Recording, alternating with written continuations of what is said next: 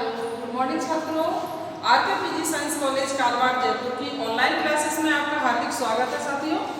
तो हम देखेंगे बीए फर्स्ट ईयर का द्वितीय प्रश्न पत्र, विषय हिंदी साहित्य और कहानी चयन का। कहानी चयन का साथियों आपकी बुक का नाम है। तो इस बुक में जो है ना, कहानी चयन का में 9 कहानियां हैं छात्रों। 9 कहानियों में हमने 4 कहानियां कंप्लीट करवा दी हैं और 5वीं कहानी का भावार्थ से लेकर के पहला क्वेश्चन आपको पिछले वीडियोज में कंप्लीट करवा दिया गया है, जो आपको देखने को मिल जाएगा साथियों। और छात्रों अब हम देखते हैं कि इस कहानी के लेखक हैं यशपाल, और ये कहानी जो है बच्चों समाज में धर्म, नीति, पुण्य, पाप आदि जो पुरातन धारणाएं हैं उनसे संबंधित है। तो इसमें जो है ना, पात्रों के नाम पर अगर देखा जाए तो पात्र बहुत ज़्यादा नहीं है। इसमें मुख्य पात्र के आधार पर देखा जाए तो भार्गव और पूरण 2 हैं। तो उसमें इन 2 ही पात्रों के इर्द गिर्द कहानी का पूरा घटनाक्रम घूमता रहता है। पात्र और भी हैं, जैसे कि शेरपा और खच्चर, ट्रेनर। तो इस तरह से उनको तो हम गौड़ पात्रों में ले सकते हैं। और जो मुख्य पात्र के रूप में देखा जाए तो साथियों इस कहानी के अंदर एक भार्गव जो है वो ही मुख्य पात्र में देखा जा सकता है। बाकी का जो पूर्ण है उसका मित्र, उन दोनों की वार्तालाप से ही कहानी का विकास होता है, कहानी को गति मिलती है साथियों। तो हम देखेंगे भार्गव ही मुख्य पात्र है इस कहानी का, उसी के आधार पर कहानी आगे चलती है। पात्रों की संख्या ज़्यादा इसमें नहीं है, जैसा कि कहानी में देखा गया है। पात्रों के उनके जो विचार हैं, जो भावनाएं हैं, जो परिस्थितियां हैं, उन्हीं के आधार पर इस कहानी का विकास हुआ है, कथानक हुआ है। तो साथियों आगे हम देखेंगे पहला प्रश्न, जैसा कि हमने अभी आपको बताया है, कंप्लीट करवा दिया गया है। अब हम चलते हैं दूसरे प्रश्न की ओर।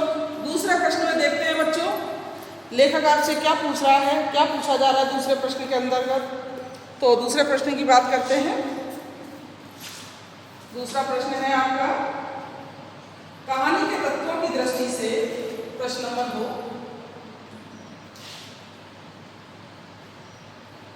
कहानी के तत्वों की दृष्टि से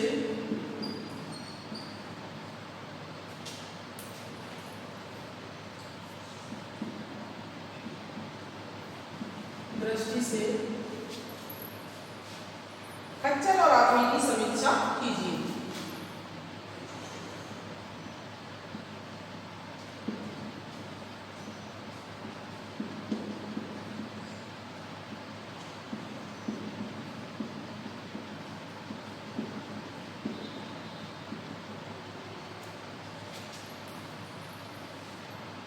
समीक्षा कीजिए।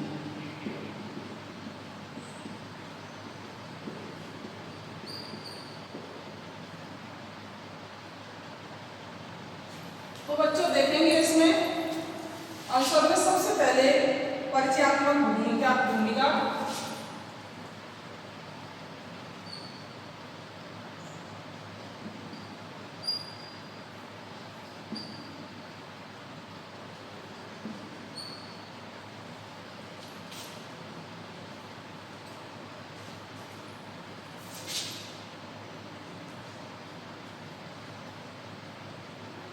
परिचयात्मक भूमिका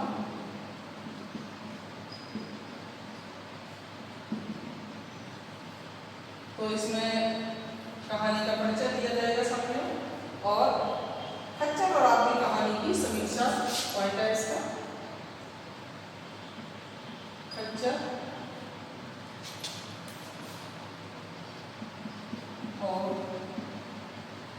आदमी कहानी की समीक्षा। यहाँ समीक्षा पूछी गई है साथियों आपको तत्वों के आधार पर। जहाँ तत्वों की बात आती है तो कथानक से स्टार्ट होता है, तत्वों के दृष्टि से पूछा गया है कहानी की समीक्षा में।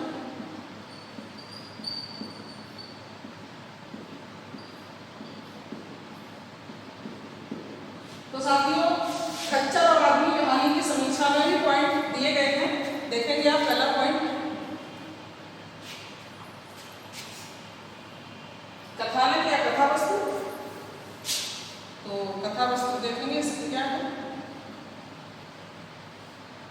पॉइंट नंबर 2, पात्र और चरित्र चित्रण।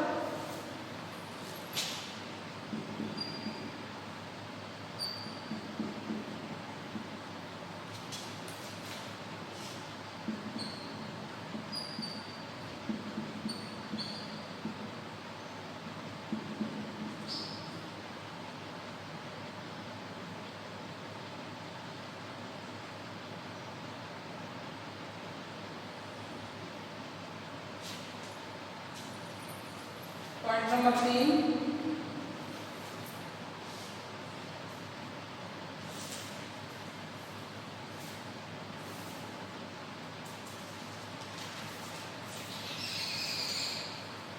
कथोपकथन या संवाद भी कह सकते हैं इसको सामने। तो कथोपकथन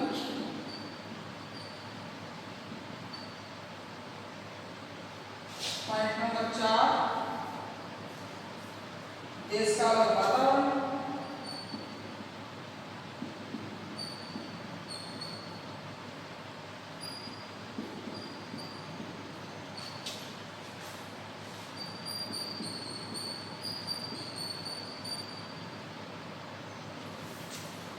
पॉइंट नंबर 5 पे चलते हैं बच्चों, भाषा शैली।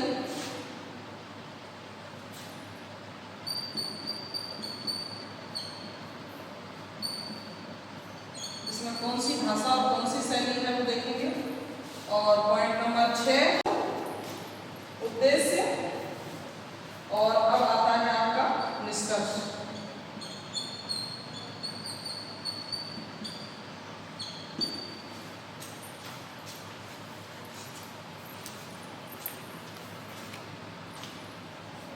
तो साथियों, जैसा कि अभी कहानी में आपको ये तत्वों की दृष्टि से इस कहानी में समीक्षा पूछी गई है, तो हम बात करते हैं सबसे पहले परिचयात्मक भूमिका की बात करते हैं इस कहानी में।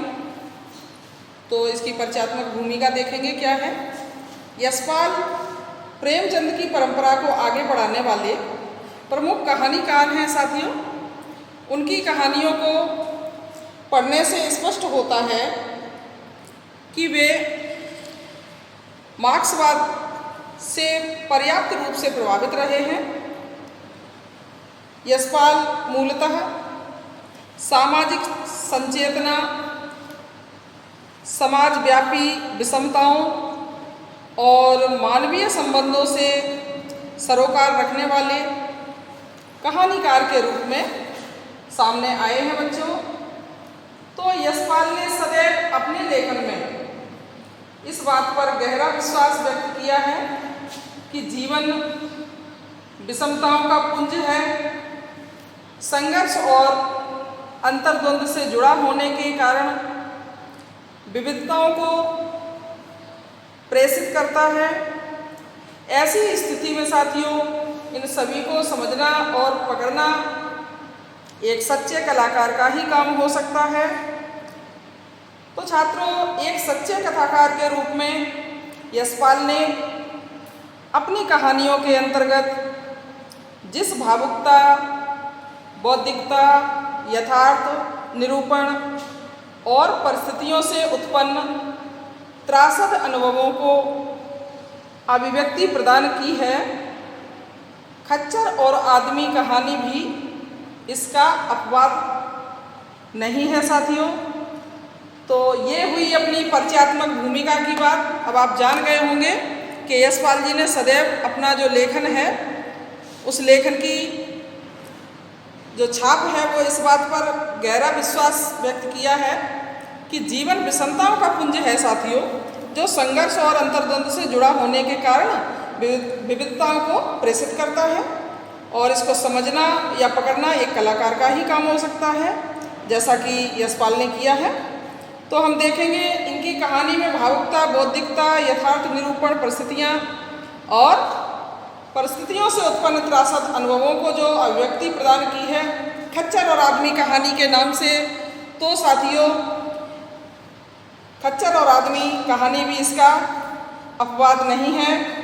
तो हम देखेंगे आगे खच्चर और आदमी कहानी की समीक्षा पॉइंट पर बात करते हैं परिचयात्मक भूमिका के बाद में।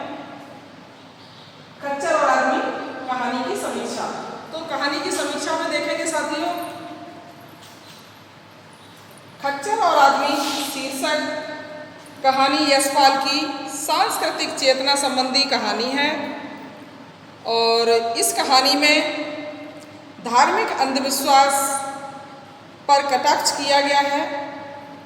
इसकी तात्विक समीक्षा साथियों इन तत्वों के आधार पर प्रेषित की जाती है। कौन सा तत्व है आपका? पहला, कथा वस्तु। तो साथियों देखेंगे कहानी में कथा वस्तु क्या है। इस कहानी की कथा वस्तु के बारे में साथियों हमने पिछले जो क्वेश्चन आपके करवाए हैं, पहला क्वेश्चन, उसमें भी चर्चा की है कथा वस्तु के बारे में।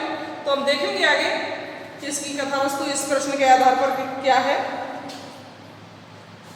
तो देखेंगे खच्चर और आदमी कहानी का कथानक कल्पना मिश्रित यथार्थवादी दृष्टिकोण पर आधारित है।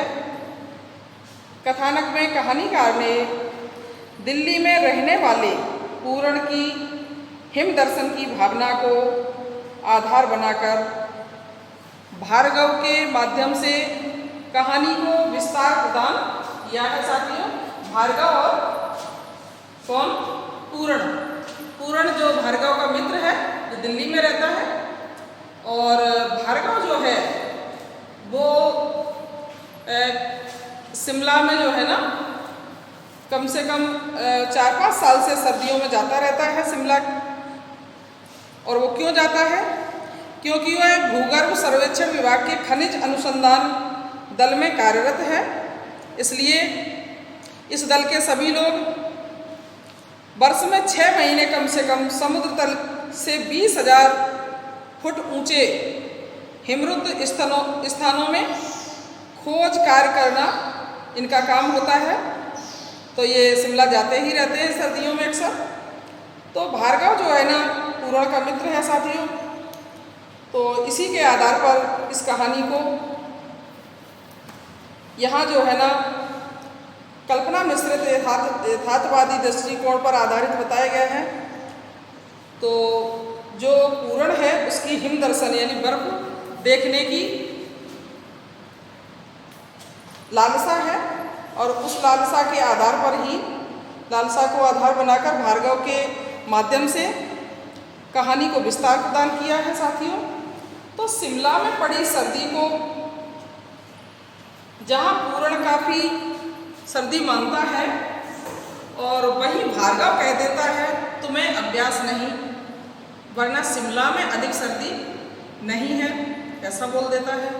तो साथियों भार्गव भूगर्भ सर्वेक्षण विभाग के खनिज अनुसंधान से जुड़ा होने के कारण भार्गव जो है खनिज खोज की दृष्टि से पहाड़ों की ऊंचाइयों पर आता जाता है। सर्दी के रूप में वह लाहौर घाटी की दुर्घटना के संबंध में बताता है, जहां अचानक मौसम परिवर्तन हो जाने के कारण तंबू गाड़कर 16 दिन तक, कितने दिन तक? 16 दिन तक, 16 दिन तक बेबस वातावरण में यात्री दल को जीवन व्यतीत करना पड़ता है साथियों। और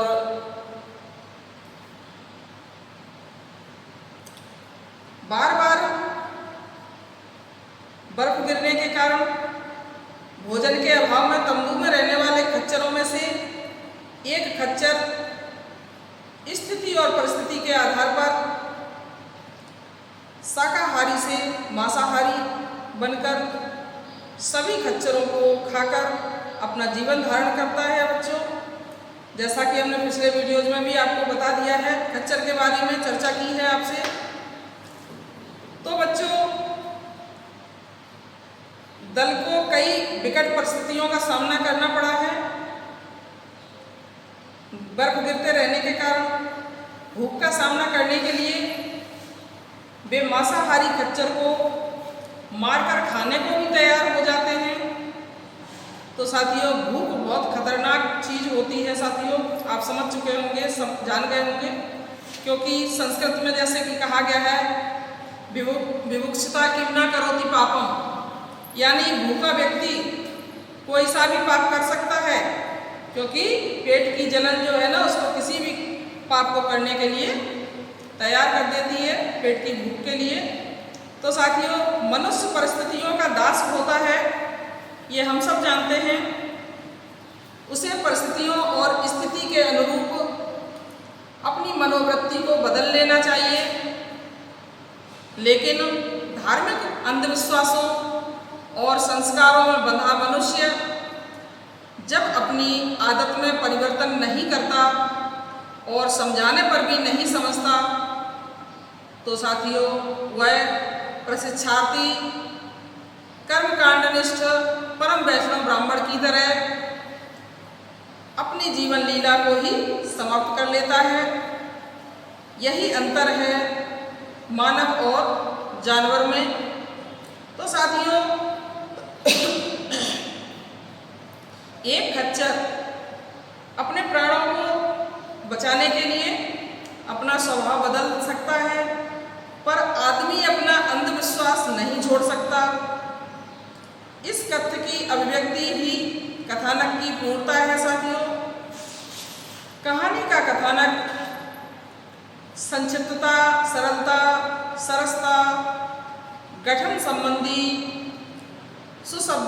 सुसंबद्धता, जिज्ञासा मूलकता तथा प्रभावोत्पादकता आदि सभी गुणों से पूरित है। इसके साथ ही साथियों, कहानी में आरंभ, मध्य, चरम सीमा आदि का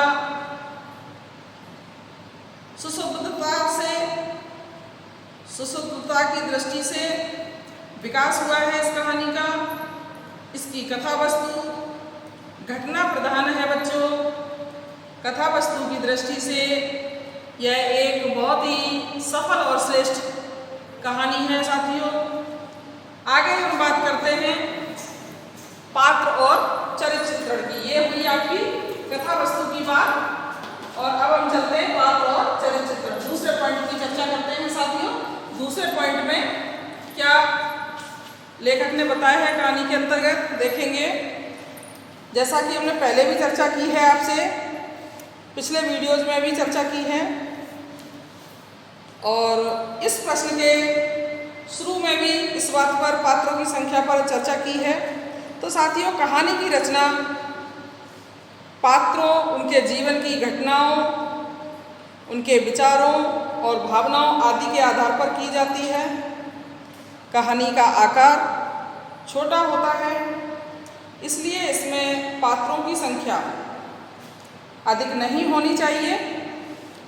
इस दृष्टि से यदि देखा जाए तो साथियों, आलोच्य कहानी में भार्गव व पूरण ही मुख्य रूप से दो ऐसे पात्र हैं जिनके माध्यम से लेखक ने जिनके आधार पर कहानी के कथानक का विकास होता है। और इसके अलावा कहानी में जो भी पात्र आए हैं उन्हें गौड़ पात्र या सहायक पात्रों के रूप में लिया जा सकता है। वे चाहे शेरपा हो, चाहे खच्चर हो, और चाहे ट्रेनर हो, जो भी हो, उन सभी को सहायक पात्रों के रूप में साथियों लिया जा सकता है। मुख्य पात्र के रूप में भार्गव को ही माना जा सकता है, क्योंकि बच्चों उसके कथनों से ही कहानी के कथानक का विकास होता है, अभीष्ट उद्देश्य की प्राप्ति होती है। वह भूगर्भ सर्वेक्षण विकास विभाग के खनिज अनुसंधान दल का सदस्य है। उसे पहाड़ी क्षेत्रों का पूरा ज्ञान है बच्चों। इसके साथ ही वह पहाड़ों की ऊंचाइयों पर जमने वाली प्राकृतिक आपदाओं और परिस्थितियों से भी पूरी तरह परिचित है। पूर्ण संवादिकता के आधार पर कहानी का सहायक पात्र ही माना जा सकता है बच्चों। तो बच्चों, हम आगे देखेंगे कि भार्गव के माध्यम से ही उसके चरित्र का विकास हुआ है। अन्यथा कहानी में आए पात्रों के चरित्र कथानक विकास और उद्देश्य कथन में सहायक सिद्ध हुए हैं। तो साथियों, अभी हम बात कर रहे थे आपसे दूसरे पॉइंट की, पात्र और चरित्र चित्रण की। अब चलते हैं कथोपकथन की तरफ। अब हम चलते हैं कथोपकथन का तीसरा पॉइंट है आपका। तो देखेंगे कथोपकथन में क्या दिया है। कथोपकथन को बच्चों हम संवाद भी कह सकते हैं। संवाद और कथोपकथन ये एक ही बात होती है। तो बच्चों, कहानी में प्रयुक्त पात्रों के पारस्परिक वार्तालाप को कथोपकथन या संवाद की संज्ञा दी जाती है। कहानी के संवाद संक्षिप्त, सरस, गतिपूर्ण तथा पात्रों की चारित्रिक विशेषताओं का उद्घाटन करने वाले होने चाहिए। साथ ही सरल, स्पष्ट और उद्देश्य कथन को स्पष्ट करने वाले होने चाहिए। इस दृष्टि से यदि देखा जाए तो कहानी के कथानक का विकास मुख्य रूप से भार्गव और पूरण के आपसी संवादों के माध्यम से होता है। भार्गव अपने अनुभवों को पूरण को ही सुनाता है। तो साथियों, इसी आधार पर कहानी का कथानक आगे बढ़ता चलता है और पाठक कहानी से उत्सुकता, जिज्ञासा और विस्मय की भावनाओं से पूरित होकर जुड़ता चला जाता है। उसके ही कथनों के माध्यम से खच्चर और आदमी की मनोवृत्ति का उद्घाटन कहानी में होता है साथियों।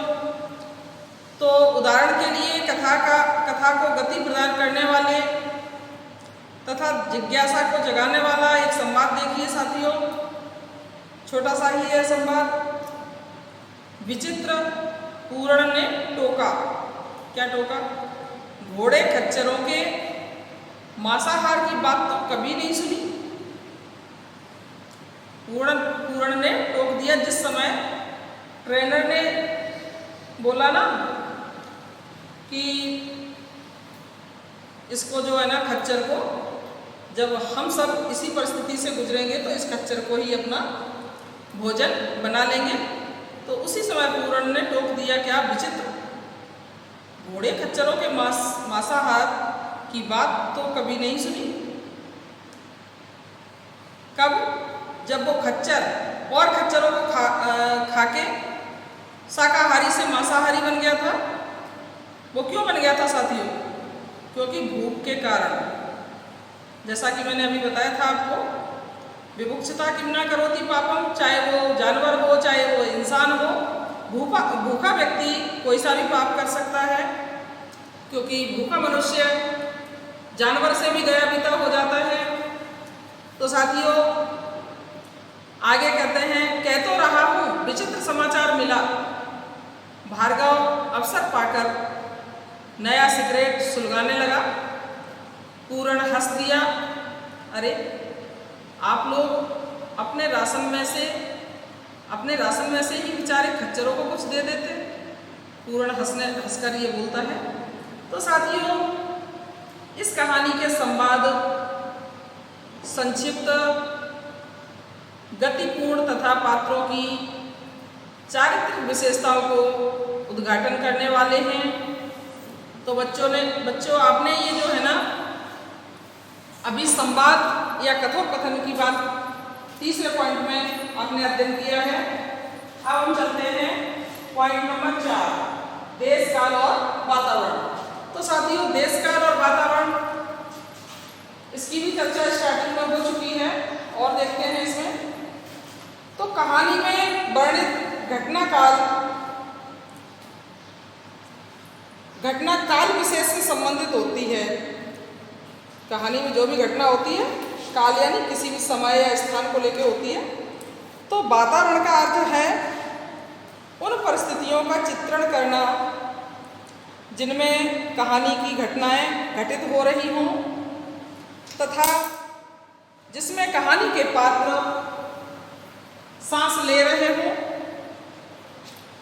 इस दृष्टि से यदि देखा जाए तो साथियों, आलोच्य कहानी में देश काल की दृष्टि से हेमंत ऋतु से संबंधित है और वातावरण की दृष्टि से इस काल में पहाड़ों में गिरने वाली बर्फ और उससे प्रभावित होने वाला वातावरण से है साथियों। तो आप समझ गए होंगे कि इसके वातावरण में मोस्ट इम्पॉर्टेंट क्या है कि कहानी में देश काल की दृष्टि से हेमंत ऋतु है, हेमंत ऋतु से ही संबंधित इस कहानी का देश काल है। और वातावरण की दृष्टि से देखा जाए तो पहाड़ों में गिरने वाली बर्फ इस समय हेमंत ऋतु में जो बर्फ पड़ती है और उससे प्रभावित होने वाले वातावरण से है। तो साथियों, कहानीकार ने वातावरण को उभारते हुए कहा है कि दर्रे की भीतर की ढलवानों से कच्ची बर्फ के तोंदे फिसल कर दर्रे को भरते जा रहे हैं। इससे स्पष्ट होता है कि देशकाल और वातावरण की दृष्टि से साथियों यह एक सफल एकांकी है। अब हम बात करेंगे बच्चों आगे पॉइंट नंबर 5, भाषा शैली की बात करते हैं। भाषा शैली इस कहानी की क्या है देखेंगे। तो साथियों, भाषा शैली की दृष्टि से देखा जाए तो कहा जा सकता है कि आलोच्य कहानी की भाषा में, आलोच्य कहानी की भाषा में प्रायः दैनिक बोलचाल में प्रयुक्त भाषा का जो बोलचाल की भाषा होती है साथियों, वही भाषा प्रयोग में लाई गई है इस कहानी के अंदर। दैनिक बोलचाल मतलब जो दिन में या कभी भी उठते बैठते बोले जाने वाली भाषा जो हर रोज व्यक्ति बोलता है आमतौर पर। तो साथियों, भाषा पात्रानुकूल, कथ्य के अनुरूप, सरल, संक्षिप्त, सार्थक एवं स्वाभाविक है। भाषा पात्रानुकूल होने के कारण बच्चों उसमें अंग्रेजी और स्थानीय शब्दों का भी सहज रूप में प्रयोग हुआ है। जहाँ तक शैली प्रयोग का प्रश्न है साथियों, तो आलोच्य कहानी में संवादित शैली, कथात्मक शैली आदि का प्रयोग स्वाभाविकता के साथ हुआ है। यहाँ 2 ही शैलियाँ बताई गई हैं, कौन कौन सी। भाषा तो आपको बता ही दिया है, प्रायः दैनिक बोलचाल की भाषा है और जिसमें अंग्रेजी और स्थानीय शब्दों का सहज अपने आप ही प्रयोग हो जाता है। और शैली की बात करें तो संवादित शैली और कथात्मक शैली, इन 2 शैलियों का ही यहाँ प्रयोग हुआ है साथियों। तो भाषा इनकी स्वाभाविक है, कुछ बदलाव बहुत ज़्यादा नहीं है। अब हम बात करेंगे बच्चों उद्देश्य की। इस कहानी का उद्देश्य क्या है? उद्देश्य में देखेंगे बच्चों, उद्देश्य के तौर पर इस कहानी में